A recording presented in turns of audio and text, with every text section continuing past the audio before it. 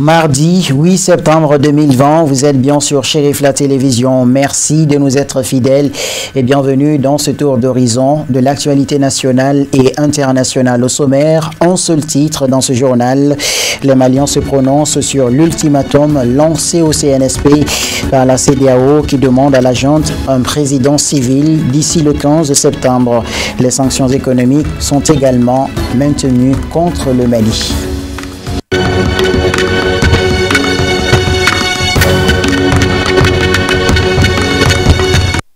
Encore une fois de plus, bonsoir. Vous êtes sur Chérif la télévision, le bon choix pour vous informer. Je vous l'annonçais à l'instant, à Niamey, au Niger. Les États de l'Afrique de l'Ouest étaient à nouveau au chevet du Mali. Ce 7 septembre, la CEDEAO maintient les sanctions économiques contre Bamako et contre le Comité national pour le salut du peuple CNSP.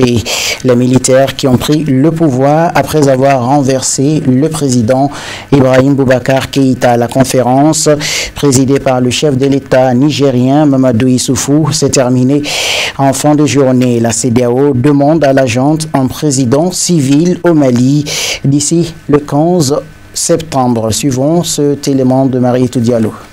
C'est un véritable ultimatum que les chefs d'État de la CEDEAO, Communauté économique des États de l'Afrique de l'Ouest, ont lancé aux nouvelles autorités maliennes de Bamako ce 7 septembre. Le temps des coups d'État dans l'espace de la CEDEAO est révolu, dit-on ici à Niamey. Le président en exercice de la CEDEAO, le Nigérien Mahamadou Issoufou, a une nouvelle fois appelé à un rétablissement rapide de toutes les institutions démocratiques. À l'unanimité des chefs d'État, toutes les sanctions prises à l'encontre de la junte sont maintenues et coup de massue, la CEDEAO donne un ultimatum d'une semaine à la junte militaire pour désigner le président de la transition ainsi que son premier ministre, tous des civils. Ainsi, le nouvel homme fort de Bamako a jusqu'au 15 septembre 2020 pour répondre favorablement aux exigences de la CEDEAO. Crise sociopolitique sur un autre plan. Les chefs d'État de la Communauté économique des États de l'Afrique de l'Ouest, CEDEAO, maintiennent les sanctions économiques contre le Mali et lancent un ultimatum d'une semaine à la junte militaire pour désigner un président de transition ainsi que son premier ministre, tous civils. Aussitôt la nouvelle tombée, le peuple malien se prononce sur cette décision de la CEDEAO. C'est dans un élément réalisé par Samaïra Sanogo Baba Keïta.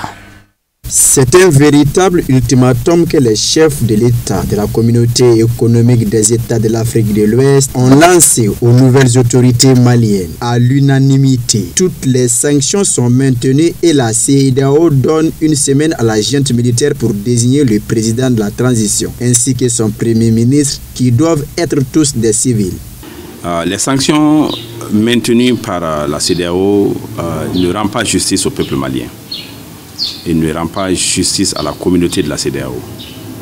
Et c'est vrai, le Mali est dans un cas particulier. Mais nous comprenons les principes dont nous avons nous-mêmes adhéré en tant que nation membre de la CEDEAO, en tant qu'État membre de la CEDEAO. Je suis de ceux qui veulent rapidement le retour du pouvoir aux civils. Nous ne pouvons pas nous écarter très longtemps et trop longtemps des principes et valeurs démocratiques dont nous sommes proponents. Les travaux de ce 57e sommet de la CEDEAO maintiennent également le délai d'un an pour la transition. Alors cette communauté doit être sensible aux problèmes du Mali, pas aux problèmes des dirigeants du Mali, mais je pense plutôt aux problèmes des populations maliennes qui souffrent aujourd'hui, bien sûr, des conséquences des mesures prises par la CEDEAO. Nous avons adhéré à la CEDEAO pour qu'on puisse commercer ensemble, pour qu'on puisse faire des échanges ensemble, pour qu'on puisse faire, bien sûr, vivre en harmonie au sein de notre communauté. Mais je ne savais pas que la CEDEAO est faite, bien sûr, pour prendre des mesures contre les populations qui, du reste, n'ont rien fait comme acte, n'ont posé aucun acte qui puisse contrarier, bien sûr, la CEDEAO. Suspendu de toutes les instances de l'organisation sur-régionale depuis le 18 août par la CEDEAO, le Mali est en partie sous embargo. La CEDEAO doit revoir sa position. Parce qu'en fait, nous sommes dans un État souverain et nous avons le plein droit, c'est-à-dire de discuter le sort de notre pays. Et déjà, moi je pense que nous avons déjà commencé ça depuis le 5 et 6 septembre passé, à travers la concertation nationale. Donc moi je pense que la CEDEAO doit se conformer, c'est-à-dire à cette décision. Et nous ne souhaitons pas que la CEDEAO nous menace, soit c'est-à-dire comment de faire un ultimatum à l'endroit du peuple malien.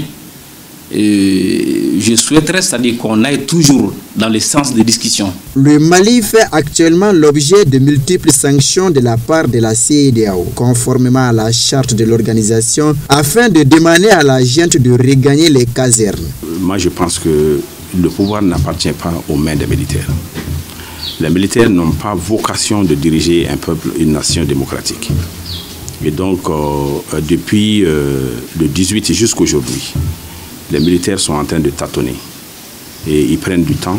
Il y a beaucoup d'incertitudes, non seulement au niveau de la classe politique, mais aussi au niveau de la junte. Et je crois que cette pression est nécessaire pour que le pouvoir retourne rapidement aux civils. Ces sanctions que dénonce l'opinion publique malienne, favorables dans sa grande partie à la junte, doivent être levées au fur et à mesure que la junte avancera dans la mise en œuvre de sa feuille de route qui sera entérinée ce jeudi à l'issue des journées de concertation nationale pour un gouvernement de transition. Parlons aussi sécurité nationale dans ce 19h instauré après les événements du 18 août 2020. Le CNSP a décidé de lever le couvre-feu tout en rassurant les populations du dispositif sécuritaire.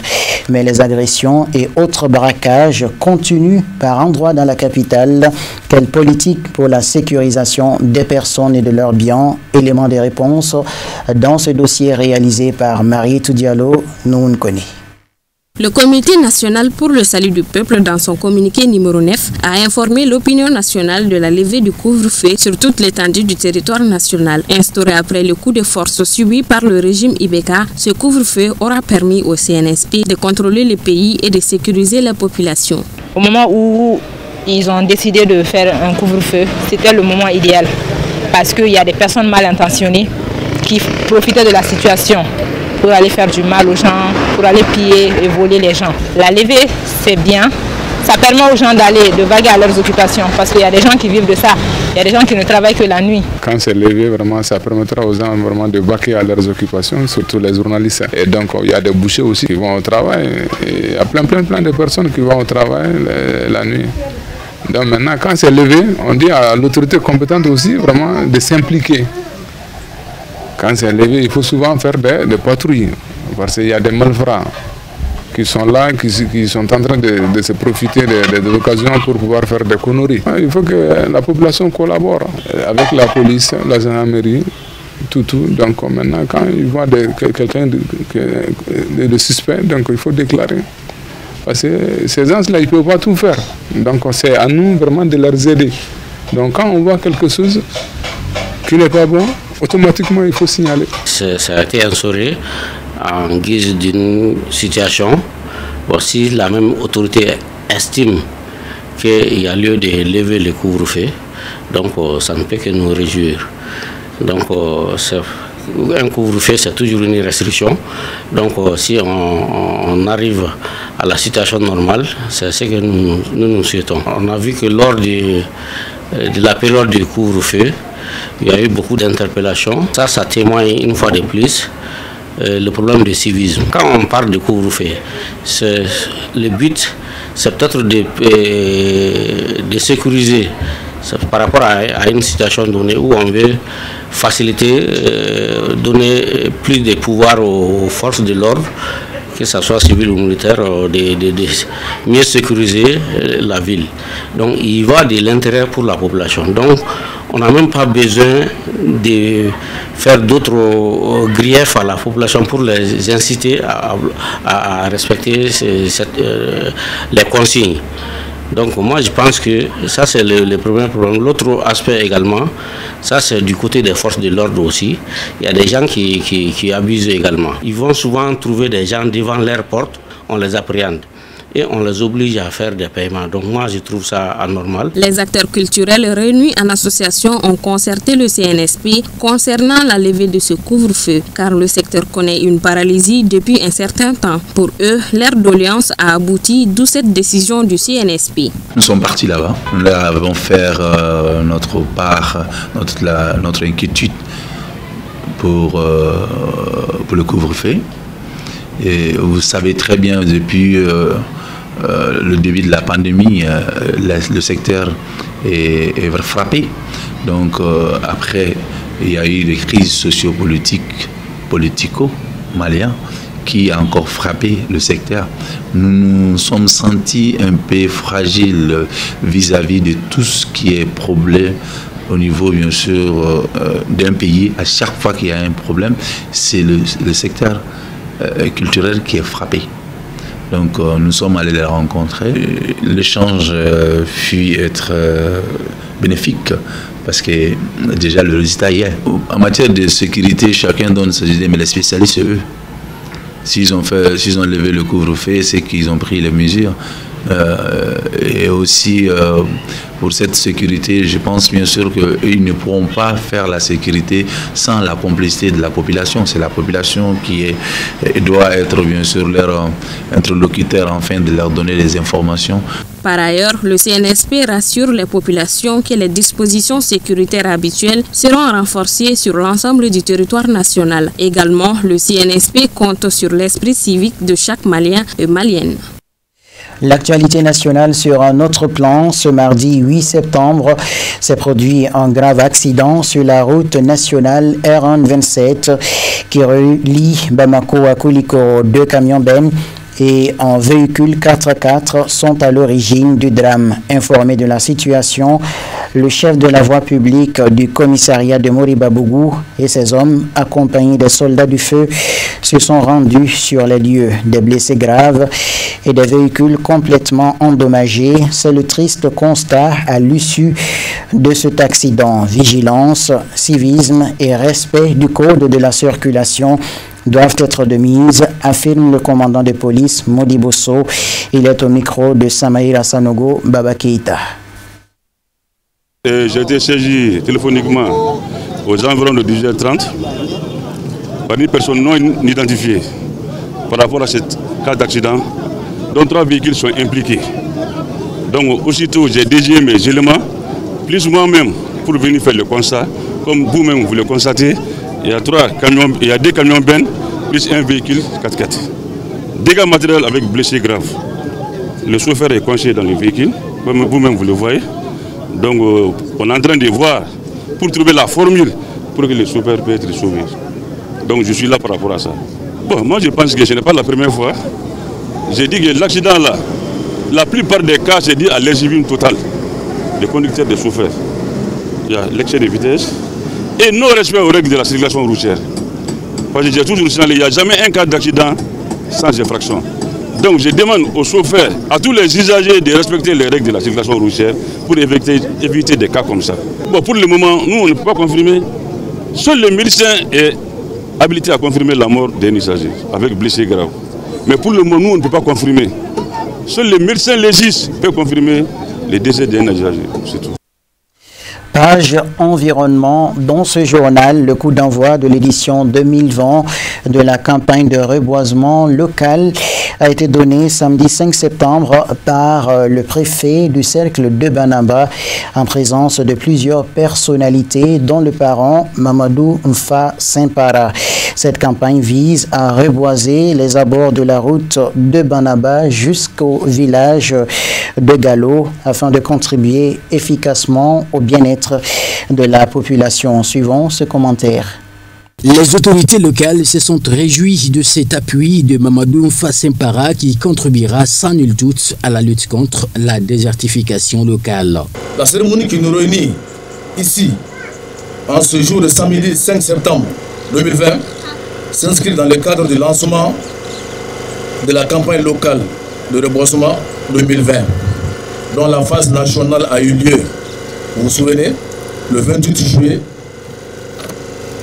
de cette année, dans la forêt classée de Tienfala et région de Koulikoro. En effet, la campagne nationale de reboisement se justifie par le fait que le Mali est un pays sahélien, enclavé et désertique, sur environ les 2/3 de sa superficie totale. Il est confronté pendant ces dernières décennies à de nombreux défis environnementaux liés d'une part à la dégradation de nos ressources naturelles et d'autre part à la détérioration du cadre de vie des populations. Celui qui a planté un arbre n'a pas vécu une étude. C'est par ces mots que le premier responsable des eaux et forêts s'est adressé à l'ancien député de Banamba, tout en invitant la population à bien profiter de cet acte citoyen du parrain. Les effets cumulés de la démographie galopante et la pauvreté des populations, ainsi que les mauvaises pratiques de prélèvement des ressources, ont contribué à amplifier ces problèmes de dégradation à travers la forte pression exercée par l'homme et le bétail sur les ressources naturelles. Entre autres conséquences de ces phénomènes déplorables, occasionnant du coup l'exode rural dans nos milieux, on peut citer la réduction des superficies boisées, la disparition de la faune, l'engloutement des sols, la dégradation des terres cultivables, l'insuffisance des pâturages, la formation des zones dunaires, l'ensablement et la pollution des cours d'eau, le comblement des bas-fonds. En plus des pieds d'arbres plantés par les autorités, plus de 400 plants ont été mis à la disposition de la population, selon le chef des eaux et forêts de Banamba. Sur les centaines d'arbres plantés l'année dernière, seule une dizaine n'a pas pu réussir. Cette action a permis depuis 25 ans déjà de sensibiliser l'opinion nationale, population et autorités, et de rappeler aux partenaires techniques et financiers la nécessité d'orienter leur appui vers les actions de lutte contre la dégradation des ressources naturelles, la perte de la biodiversité, la désertification et les effets des changements climatiques. À noter que le thème retenu cette année est « Préservons et restaurons nos écosystèmes pour renforcer la résilience de nos communautés ». Suivons à présent le tour d'horizon de l'actualité internationale en bref et en images, une compilation de Sadio Sidibé. À l'entame de l'actualité internationale de ce jour, les autorités sénégalaises faisaient lundi l'objet de vives critiques après des pluies exceptionnelles qui ont provoqué des inondations dévastatrices et fait au moyen 4 morts selon les pompiers. Les autorités se sont défendues en invoquant notamment les caractères exceptionnels de ces pluies. La capitale Dakar et une grande partie de ce pays sahélien ont essuyé au cours du week-end des précipitations d'une intensité inhabituelle. Des canaux ont été envoyés à Kermassar, populeuse banlieue de Dakar, pour évacuer des habitants piégés par les eaux. Des habitants y ont manifesté leur colère avant d'être dispersés par les forces de l'ordre. Les pluies tombées à partir de vendredi ont fait 4 morts et 7 blessés à la suite d'effondrements de maisons et de murs, ont affirmé les pompiers à l'AFP. Face à ce problème récurrent, Macky Sall a décidé de convoquer ce matin une réunion d'urgence au Palais de la République avec pour objectif de dresser un bilan sur la gestion des inondations. L'actualité pluviométrie, cette fois-ci au Soudan, les habitants sont pris au piège depuis fin juillet entre les crues du Nil à l'est et les fortes pluies à l'ouest. Les autorités locales ont imposé un état d'urgence de 3 mois et mobilisé l'armée alors que la montée des eaux a déjà tué une centaine de personnes, détruit plus de 100 000 maisons et fait plus d'1 demi-million de déplacés.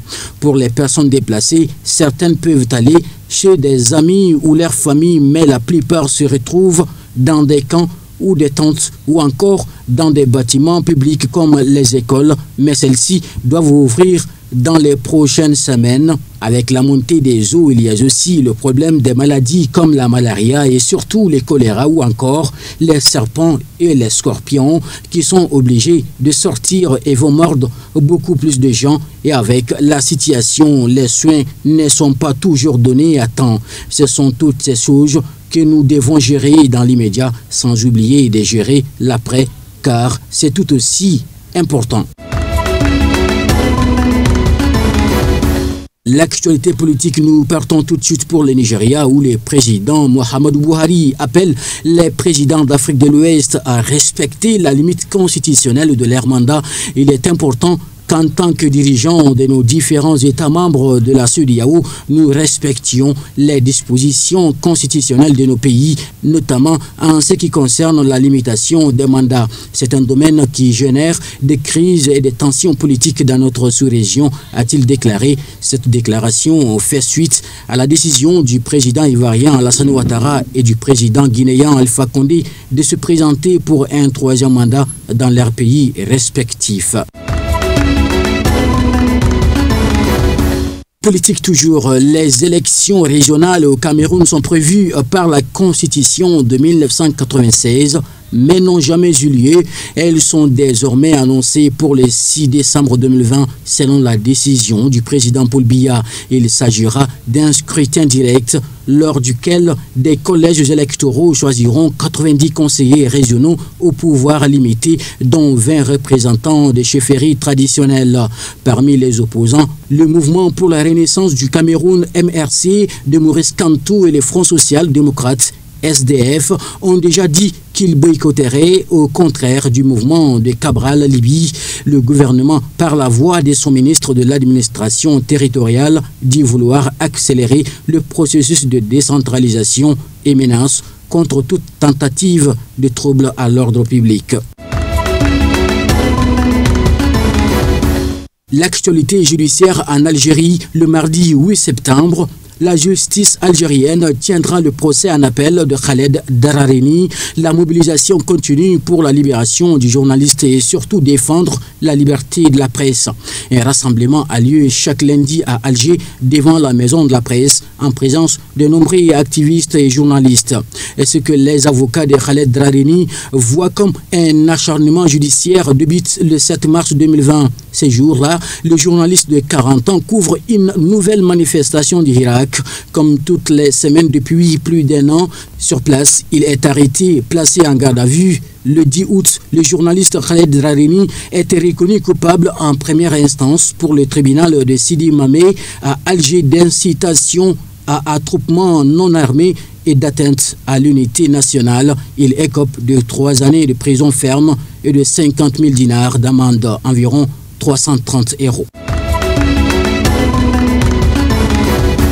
Au Maroc, le Premier ministre de la Santé estime que le pays risque d'être submergé par le virus du Covid-19. Dimanche 6 septembre, le pays a enregistré plus de 2000 nouveaux cas de contamination, dont 42% dans la région de Casablanca. La capitale économique s'est donc vue imposer de nouvelles mesures, couvre-feu à 22 h et fermeture de tous les établissements scolaires, secondaires et universitaires. Ce dimanche 6 septembre, à Casablanca, plusieurs centaines de milliers de parents et d'enfants se réjouissaient à l'idée de la grande rentrée scolaire du lendemain.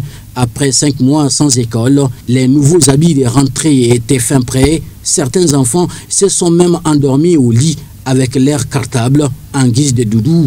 Mais finalement, aux alentours de 22 h 30, les Casablancais ont appris via la télévision et la presse que tous les établissements scolaires resteraient fermés et cependant au moins 15 jours, les directeurs d'établissements et le personnel pédagogique n'avaient même pas été prévenus en amont.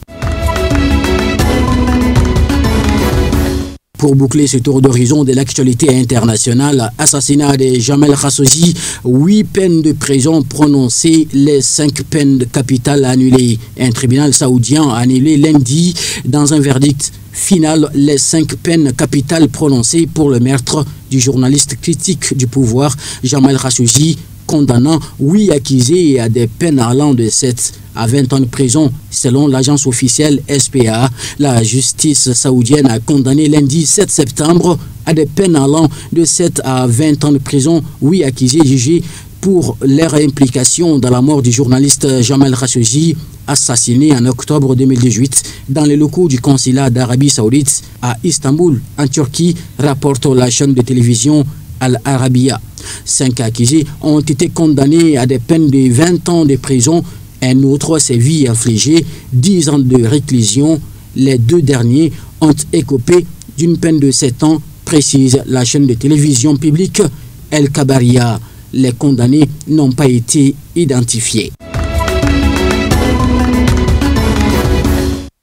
Ainsi s'achève cette édition qui vous a été proposée par la rédaction. Merci à vous de l'avoir suivi. La version Bamanakan, c'est à 21h avec Mamadou Ben Chérif Soumano. Un grand merci à toute l'équipe de réalisation.